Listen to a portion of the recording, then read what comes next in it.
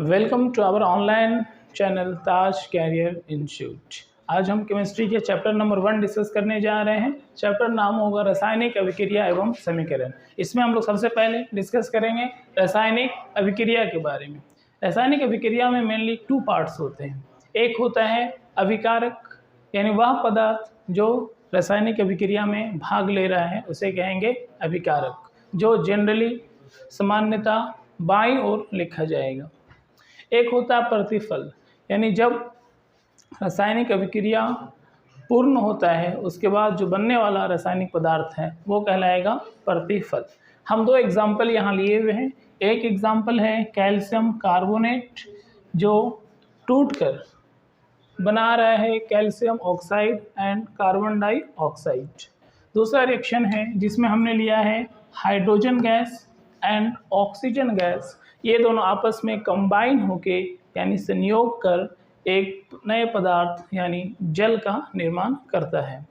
यहाँ हम देखेंगे, पहले परिभाषा देखेंगे रासायनिक अभिक्रिया किसे कहते हैं।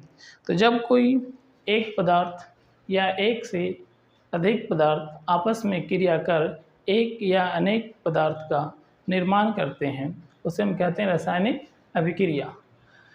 जैसे रासायनिक अभिक्रिया में पहला पदार्थ है कैल्शियम कार्बोनेट, जो थर्मल डिकम्पोजिशन करने पर यानी ऊष्मा देने पर ये कंपाउंड कैल्शियम कार्बोनेट टूट जाता है calcium oxide and carbon dioxide में।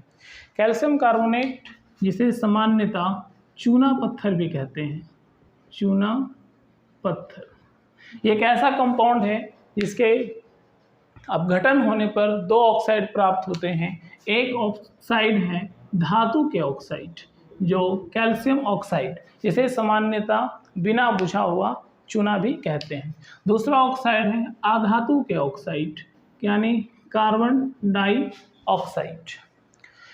ये वो रिएक्शन है जिसमें एक रिएक्टेंट यानी एक अभिकारक टूटकर 2 प्रतिफल का निर्माण कर रहा है, जिसे हम कहेंगे अपघटन अभिक्रिया या वियोजन अभिक्रिया। दूसरा एग्जाम्पल है जिसमें हम हाइड्रोजन गैस तथा ऑक्सीजन गैस लिए, दोनों आपस में संयोग कर जल का निर्माण करता है H2O। यह अभिक्रिया संयोजन अभिक्रिया कहलाएगा, क्योंकि इसमें 2 अभिकारक आपस में संयोग कर जल का निर्माण करता है, जो एक सिंगल स्टॉप। अब हम लोग डिस्कस करते हैं रासायनिक अभिक्रिया की विशेषताएं। हम कैसे पहचानेंगे कि कोई भी रिएक्शन जो है वो रासायनिक अभिक्रिया है। हम यहाँ देखेंगे, पहला रासायनिक अभिक्रिया को पहचानने का ये है कि उसमें गैस की उत्पत्ति। जब कोई रिएक्शन होगा तो अगर उसमें गैस का निर्माण हो रहा है तो वो एक विशेषता है रासायनिक अभिक्रिया का। जैसे जिंक धातु जब हाइड्रोक्लोरिक अम्ल के साथ अभिक्रिया करती है तो जिंक क्लोराइड प्लस H2 यानी हाइड्रोजन गैस का निर्माण होता है। ये गैस जो है चला जाएगा पर्यावरण में। दूसरा विशेषता ये है अपक्षेप का बनना। जब सोडियम क्लोराइड सिल्वर नाइट्रेट के साथ अभिक्रिया करता है तो सिल्वर क्लोराइड जो एक श्वेत अपक्षेप यानी वाइट PPT का निर्माण होता है और उसके साथ सोडियम नाइट्रेट का भी निर्माण होता है। तीसरा रंग में परिवर्तन का उदाहरण है पोटेशियम क्रोमाइड डाइक्रोमेट। जब रिएक्शन करेगा सल्फर डाइऑक्साइड से in the presence of hydrochloric acid तो ये निर्माण करेगा potassium sulphate plus chromium sulphate और जल। पोटेशियम डाइक्रोमेट का रंग होता है नारंगी और ये अभिक्रिया कर नए पदार्थ का निर्माण करेगा डाइक्रोमियम सल्फेट ट्राइसल्फेट, जिसका रंग होगा ग्रीन यानी हरा। इस अभिक्रिया में देखते हैं कि नारंगी रंग हरा रंग में बदल जाता है, तो ये भी एक विशेषता है रासायनिक अभिक्रिया की। तीसरा है ताप में परिवर्तन। बिना बुझा हुआ चूना अर्थात कैल्शियम ऑक्साइड जब जल के साथ अभिक्रिया करता है तो कैल्शियम हाइड्रोक्साइड यानी बिना बुझा हुआ चूना का निर्माण होता है, साथ में ऊष्मा यानी हीट भी निकलता है। यह अभिक्रिया ऊष्माक्षेपी अभिक्रिया कहलाती है, जिसमें तापमान में परिवर्तन देखा जाता है, जो ये सामान्य ताप से लगभग 100 डिग्री सेल्सियस ताप तक पहुंच जाती है। आखिरी और पांचवा विशेषता ये है अवस्था में परिवर्तन। जैसे यहाँ अभिकारक हाइड्रोजन गैस जो कि एक गैस अवस्था में है, जब रिएक्शन अभिक्रिया करती है ऑक्सीजन गैस से तो निर्माण होता है जल का, जो कि एक सामान्य ताप पर द्रव अवस्था में पाए जाते हैं। तो ये सभी विशेषताएं हैं जिसके आधार पर हम कह सकते हैं कि कोई अभिक्रिया रासायनिक अभिक्रिया है। पहला गैस की उत्पत्ति, दूसरा अपक्षेप का बनना, तीसरा रंग परिवर्तन, चौथा ताप में परिवर्तन और लास्ट पांचवा अवस्था में परिवर्तन। अब अपना नेक्स्ट टॉपिक है ऊष्मा के आधार पर रासायनिक समीकरण की वर्गीकरण। ऊष्मा के आधार पर रासायनिक अभिक्रिया को दो वर्ग में विभाजित किया जाता है। पहला है ऊष्माक्षेपी रासायनिक अभिक्रिया और दूसरा होगा ऊष्माशोषी रासायनिक अभिक्रिया। वह रासायनिक अभिक्रिया जिसके दौरान ऊष्मा उत्पन्न होता है, वह रासायनिक अभिक्रिया जिसमें ऊष्मा उत्पन्न होता है वह कहलाएगा ऊष्माक्षेपी अभिक्रिया। उदाहरण के लिए कैल्शियम ऑक्साइड तथा जल जब आपस में अभिक्रिया करते हैं तो कैल्शियम हाइड्रोक्साइड तथा ऊष्मा का निर्माण होता है। तो वह रासायनिक अभिक्रिया जिसमें ऊष्मा प्रतिफल की तरफ लिखा जाए वो पहचान होता है कि ये अभिक्रिया ऊष्माक्षेपी है। यानी ये प्रोडक्ट की तरफ लिखे जाने का मतलब है कि ये ऊष्मा का निर्माण हो रहा है, और जिस रासायनिक अभिक्रिया में ऊष्मा का निर्माण होता है उस अभिक्रिया को कहते हैं ऊष्माक्षेपी।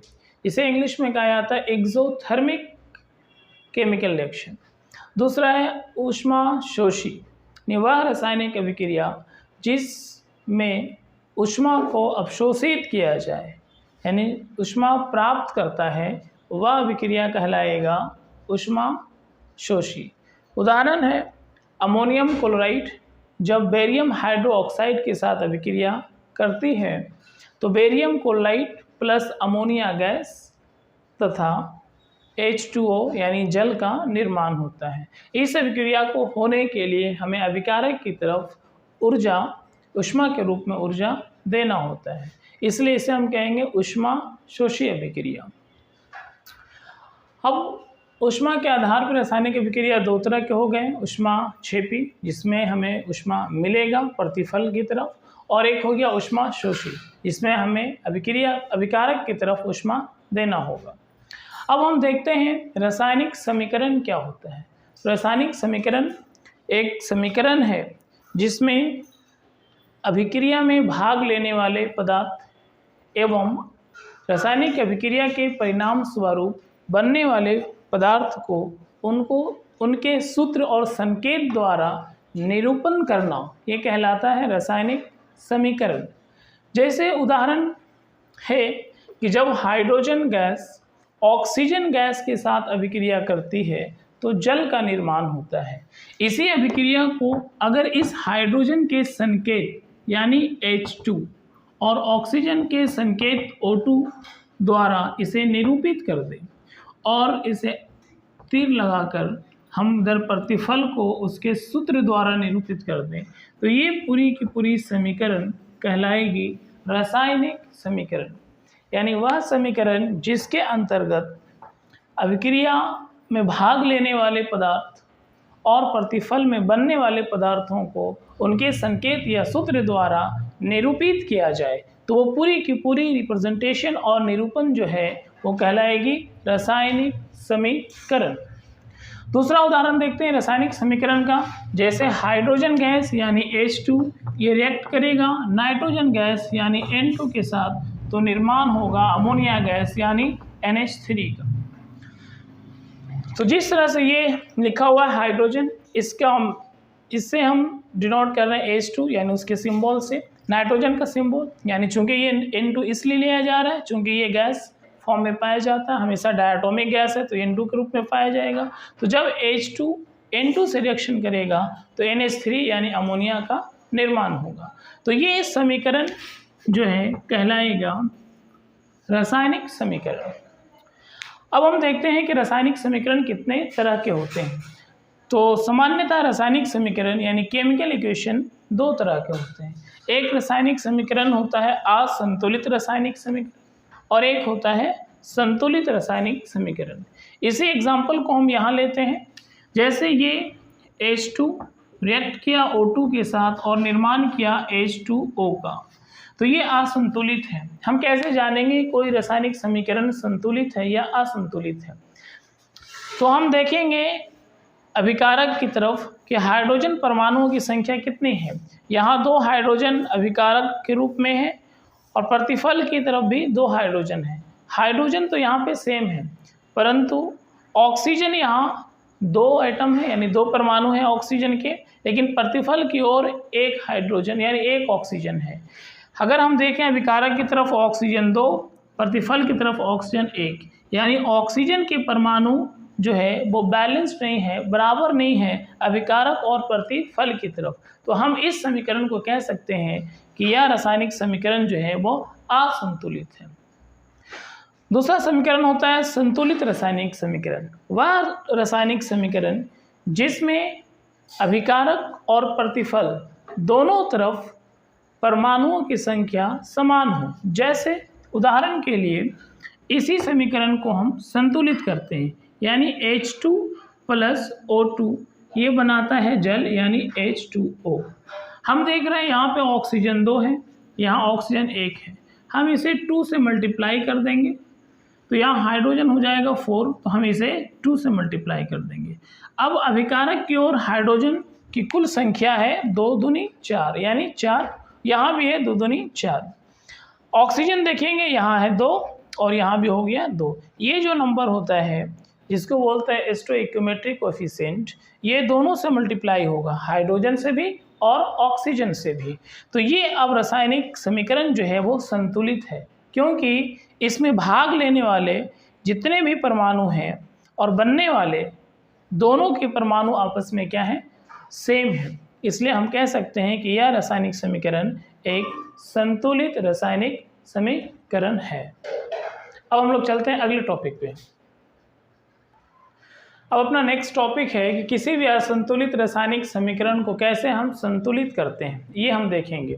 जैसे कुछ एग्जांपल्स हैं जो यहाँ पे लिखे गए हैं। सभी ये ये इक्वेशंस जो है यानी रासायनिक समीकरण सभी असंतुलित हैं। इन सभी असंतुलित को हम एक एक करके संतुलित करेंगे।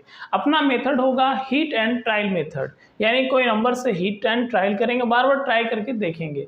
जैसे यहाँ लिखा हुआ है H2O2 और ये है H2O। अब हमें ये पहले देखना होगा, दोनों तरफ हम चेक करेंगे अभिकारक की ओर कि कौन से परमाणुओं की संख्या कितनी है और इधर प्रतिफल की तरफ।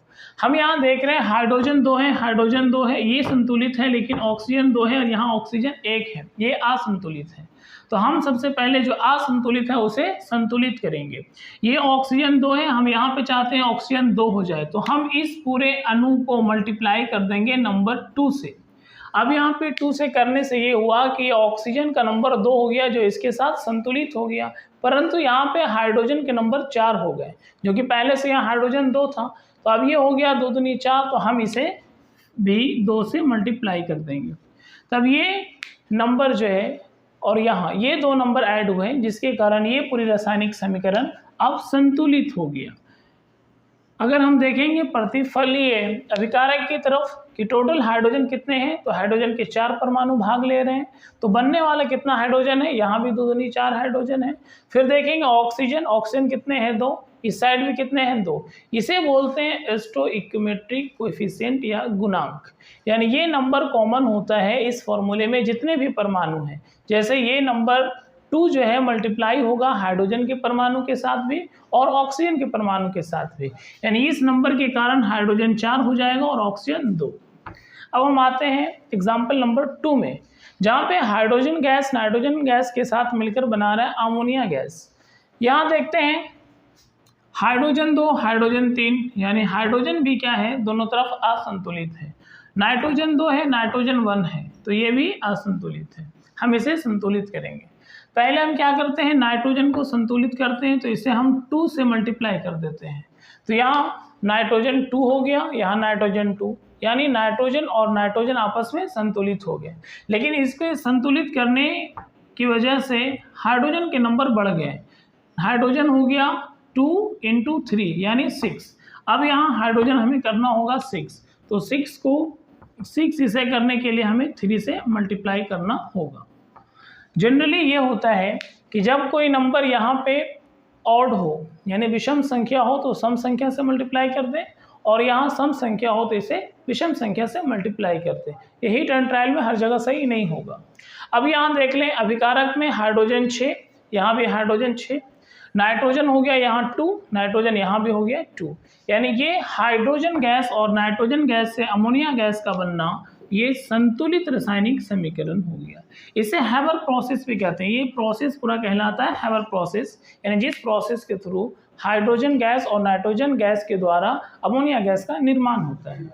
तीसरा एग्जाम्पल है, एक धातु लिए हुए हैं हम लोग मैग्नीशियम, जिसका ऑक्सीजन के साथ अभिक्रिया होता है और मैग्नीशियम का ऑक्साइड बनता है। हम देखेंगे यहाँ ऑक्सीजन जो है असंतुलित है, ऑक्सीजन 2 है, यहाँ ऑक्सीजन 1 है। हम इसे 2 करने के लिए 2 से मल्टीप्लाई करेंगे पूरे मैग्नीशियम के ऑक्साइड को, तो यहाँ मैग्नीशियम भी 2 हो गया, ऑक्सीजन भी 2 हो गया। अब देखेंगे मैग्नीशियम यहाँ कितना है 1, तो इसे भी 2 करना होगा, तो 2 से इसे मल्टीप्लाई कर देंगे। अब ये रासायनिक समीकरण जो है संतुलित रासायनिक समीकरण है, जिसमें मैग्नीशियम के 2 परमाणु ये अभिकारक की ओर, और यहाँ भी 2 परमाणु है मैग्नीशियम के प्रतिफल की ओर। ऑक्सीजन भी 2 परमाणु हो गए, यहाँ ऑक्सीजन के भी 2 परमाणु हो गए। अब बात करते हैं पोटेशियम क्लोराइड KClO3 का। KClO3 में देख रहे हैं कि KCl यहाँ तो संतुलित है, परंतु ऑक्सीजन विषम संख्या में आ रहा है 3, तो विषम संख्या को हमें करना पड़ेगा सम, तो इसे हम मल्टीप्लाई करेंगे 2 से, तो ऑक्सीजन हो जाएगा 3 दूनी 6, तो अब इसे करना पड़ेगा 6, तो इसे 6 करने का तरीका है कि इसे हम 3 से मल्टीप्लाई कर दें, तो ऑक्सीजन तो संतुलित हो गया 3 दूनी 6। तो हम लोग ये कह रहे हैं कि ये पोटेशियम क्लोराइड यानी KClO3 को हम बैलेंस कर रहे हैं, जिसमें ऑक्सीजन हो गया 3 दूनी 6, यहाँ भी ऑक्सीजन हो गया 3 दूनी 6। अब KCl 2 है, तो हम इसे 2 से मल्टीप्लाई कर देंगे, तो पोटेशियम 2 क्लोरीन 2, यहाँ हो गया पोटेशियम 2 क्लोरीन 2। ये भी रासायनिक समीकरण जो असंतुलित था अब हो गया संतुलित रासायनिक समीकरण, जिसमें अभिकारक और प्रतिफल दोनों ओर प्रत्येक परमाणुओं की संख्या समान यानी बराबर हो गए हैं। अब है एक धातु रिएक्शन करता है किसी एसिड यानी सल्फ्यूरिक एसिड के साथ, तो ये बनाता है एल्युमिनियम का सल्फेट प्लस हाइड्रोजन गैस। इसे भी हमें संतुलित करना होगा, तो हम पहले देखेंगे कि कौन असंतुलित है। हमें एल्युमिनियम दिख रहा है यहाँ 2 है, एल्युमिनियम यहाँ 1 है, तो हम इसे पहले 2 करेंगे, तो ये एल्युमिनियम क्या हो गया, संतुलित हो गया। अब यहाँ पे देख रहे हैं कि सल्फेट यानी सल्फर देखेंगे, किसी भी परमाणु में अगर ब्रैकेट हो इस तरह से अणु के बाहर और ये नंबर कुछ हो, तो हम ये समझेंगे कि ये नंबर सभी के लिए कॉमन है, यानी ये 3 जो है वो 4 से भी मल्टीप्लाई होगा, यानी ऑक्सीजन जो हो जाएगा 4 × 12 और सल्फर हो जाएगा 3, तो यानी हमें सल्फर 3 लाना है। और इस अभिकारक की ओर अगर सल्फर 3 लाना है, तो इस पूरे सल्फ्यूरिक अम्ल के अणु को हमें 3 से मल्टीप्लाई करना होगा। जब हम ये 3 से मल्टीप्लाई करेंगे तो हाइड्रोजन 6 हो जाएगा, सल्फर 3 हो जाएगा और ऑक्सीजन 12, तो यहाँ ऑक्सीजन हो गया 4 × 12, सल्फर देखेंगे तो सल्फर 3 यानी सल्फर 3, एक्स्ट्रा क्या हो रहा है हाइड्रोजन, ये 3 दूनी 6, तो हाइड्रोजन पहले से 2 है और इसे 3 से मल्टीप्लाई कर देंगे तो ये 3 दूनी 6 हो जाएगा। तो ये सभी रासायनिक समीकरण जो असंतुलित थे, संतुलित करने का हीट एंड ट्रायल मेथड है, जो 10th में जनरली इसी मेथड का इस्तेमाल किया जाता है। ये रहा अपना टॉपिक, असंतुलित रासायनिक समीकरण को संतुलित करने का तरीका या विधि। अब इसके आगे हम लोग नेक्स्ट चैप्टर जो इसका टॉपिक है, उस टॉपिक को आगे अगला एपिसोड में हम लोग पूरा करेंगे। अगर ये चैनल पे ये लेक्चर पसंद आया हो तो इसे लाइक करें, सब्सक्राइब करें। Thank you.